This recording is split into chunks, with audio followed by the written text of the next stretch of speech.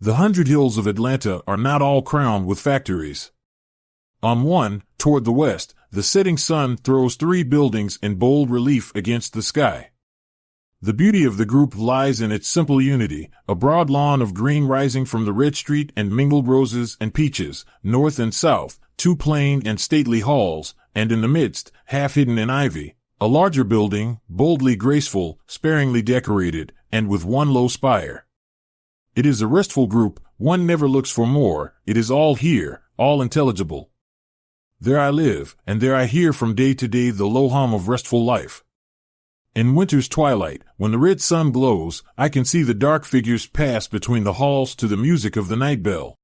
In the morning, when the sun is golden, the clang of the day bell brings the hurry and laughter of 300 young hearts from hall and street, and from the busy city below, children all dark and heavy-haired, to join their clear young voices in the music of the morning sacrifice. In a half-dozen classrooms they gather then, here to follow the love song of Dido, here to listen to the tale of Troy divine, there, to wander among the stars. There, to wander among men and nations, and elsewhere other well-worn ways of knowing this queer world. Nothing new, no time-saving devices, simply old-time glorified methods of delving for truth, and searching out the hidden beauties of life, and learning the good of living. The riddle of existence is the college curriculum that was laid before the pharaohs, that was taught in the groves by Plato, that formed the trivium and quadrivium, and is today laid before the freedmen's sons by Atlanta University. And this course of study will not change, its methods will grow more deft and effectual, its content richer by toil of scholar and sight of seer, but the true college will ever have one goal, not to earn meat, but to know the end and aim of that life which meat nourishes. The vision of life that rises before these dark eyes has in it nothing mean or selfish.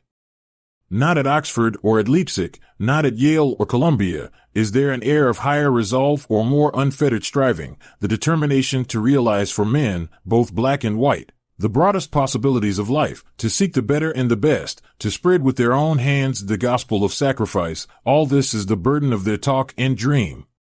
Here, amid a wide desert of caste and prescription, amid the heart-hurting slights and jars and vagaries of a deep race dislike, lies this green oasis, where hot anger cools, and the bitterness of disappointment is sweetened by the springs and breezes of Parnassus, and here men may lie and listen, and learn of a future fuller than the past, and hear the voice of time, and barren Solst do, Solst and barren. They made their mistakes, those who planted Fisk and Howard and Atlanta before the smoke of battle had lifted, they made their mistakes, but those mistakes were not the things at which we lately laughed somewhat uproariously. They were right when they sought to found a new educational system upon the university, where, forsooth, shall we ground knowledge save on the broadest and deepest knowledge. The roots of the tree, rather than the leaves, are the sources of its life, and from the dawn of history, from Academus to Cambridge, the culture of the university has been the broad foundation stone on which is built the kindergarten's ABC.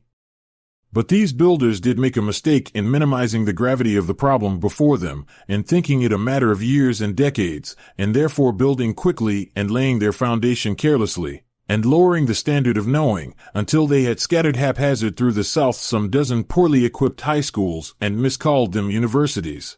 They forgot, too, just as their successors are forgetting, the rule of inequality, that of the million black youth, some were fitted to know and some to dig, that some had the talent and capacity of university men, and some the talent and capacity of blacksmiths, and that true training meant neither that all should be college men nor all artisans, but that the one should be made a missionary of culture to an untaught people, and the other a free workman among serfs.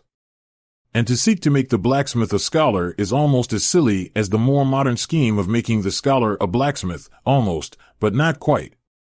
The function of the university is not simply to teach breadwinning, or to furnish teachers for the public schools, or to be a center of polite society. It is, above all, to be the organ of that fine adjustment between real life and the growing knowledge of life, an adjustment which forms the secret of civilization. Such an institution the South of today sorely needs. She has religion, earnest, bigoted, religion that on both sides the veil often omits the 6th, 7th, and 8th commandments, but substitutes a dozen supplementary ones. She has, as Atlanta shows, growing thrift and love of toil, but she lacks that broad knowledge of what the world knows and knew of human living and doing, which she may apply to the thousand problems of real life today confronting her. The need of the South is knowledge and culture, not in dainty limited quantity, as before the war, but in broad busy abundance in the world of work, and until she has this, not all the apples of Hesperides, be they golden and bejeweled, can save her from the curse of the Boeotian lovers.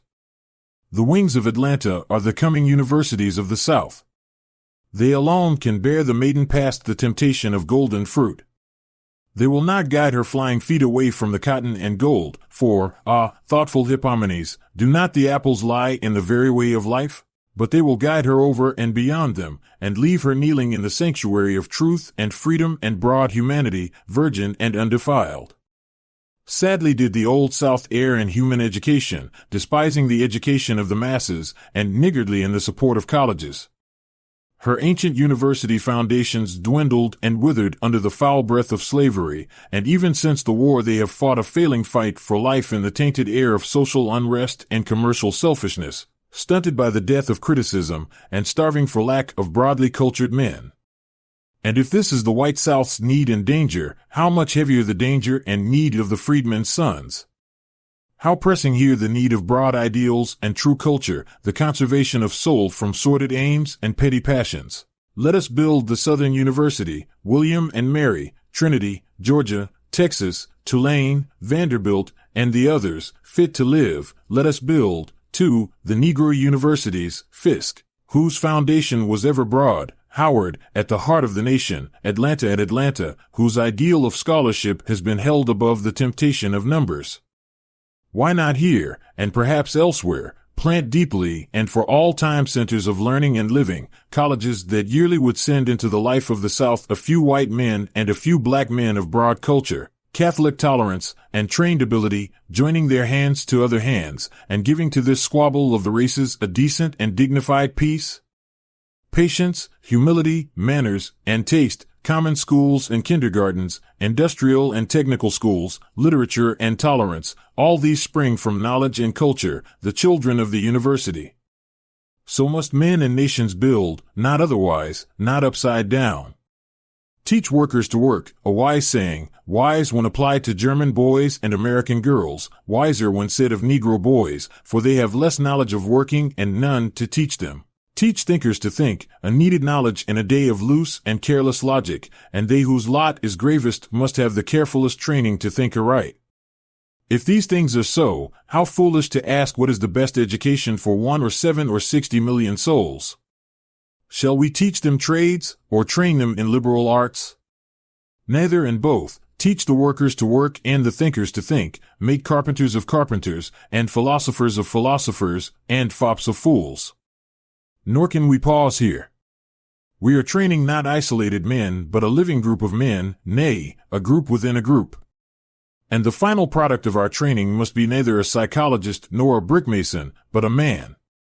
And to make men, we must have ideals, broad, pure, and inspiring ends of living, not sordid money-getting, not apples of gold.